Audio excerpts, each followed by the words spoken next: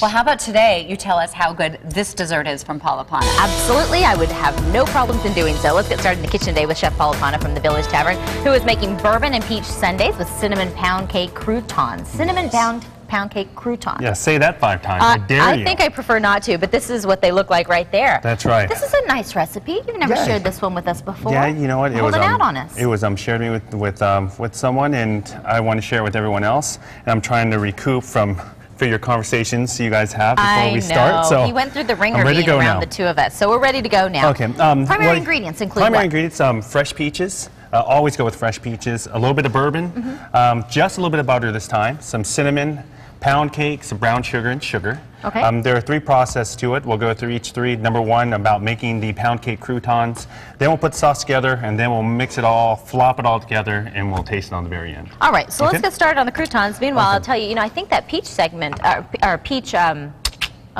festival, the Peach Festival out at Schnepp Farms. Yes. I think the last weekend was just last weekend, but there are still a lot of local farmers that we can get fresh peaches from. You certainly can. And and one great thing about cooking with fruit is if they're not, let's say if you get apples or peaches that aren't exactly ripe, the great thing is once you start the cooking process, they help to release the sugars of the fruits. So while they may taste a little bitter or a little tough in the beginning, once you start to simmer them, they're going to soften up. Conversely, if they're kind of towards the end of, they're overripe, can we still use them for this? I wouldn't, because you're still going in that forward process. Okay. You can, but the problem is you're better to err on the unripe side than you are on the overripe side. So that's a great conversely term. So I like that. You like that word, huh? Oh, actually, the reason why I thought about that is because, and you can go ahead and walk us through this. But, no, go ahead, please. I keep buying these strawberries because they look so delicious this season, and they go bad like that. They really do. So I was Googling a recipe for overripe strawberries, and I found a bread that I made on Monday night. Margaritas too.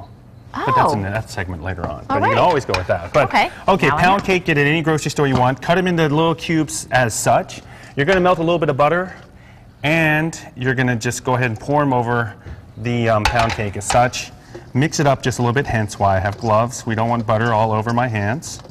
And once you've coated those, how about just a little bit of cinnamon just there? Now, the thing about it is these are already sweet in its own. You don't want to get, there's a Sara Lee pound cake. Right. Those are really sweet. If you can get just a basic pound cake in the bakery section of a grocery store, go for that. Okay. Now, one thing I would suggest when you're making the pound cake croutons, dice them up and let them sit out in the open air maybe for an hour or 2. They'll start to harden just a little bit on the outside.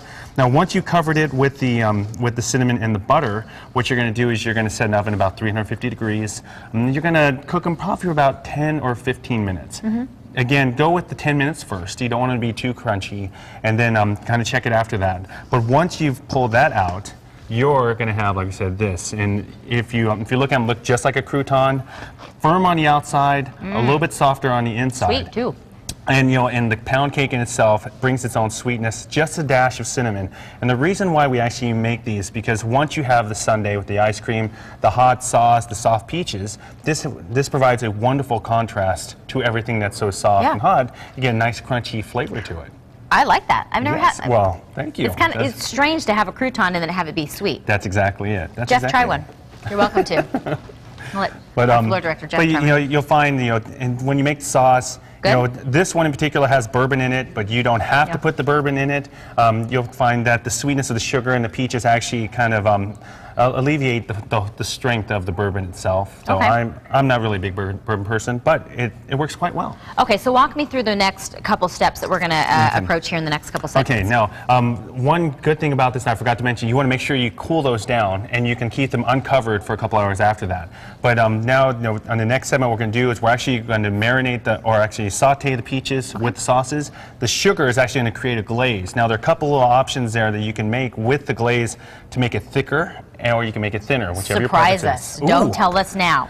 Okay, pressure is on. And then in the last segment, we'll kind of put it all together. That's right. And and we're going to put it in a martini glass. We're going to put it in a bowl. You can make it fancy for your guest, or you can make it just standard with your family. Like I said, you don't have to put the bourbon in. You can go just with the sweet peaches to kind of make, make it more of a casual meal.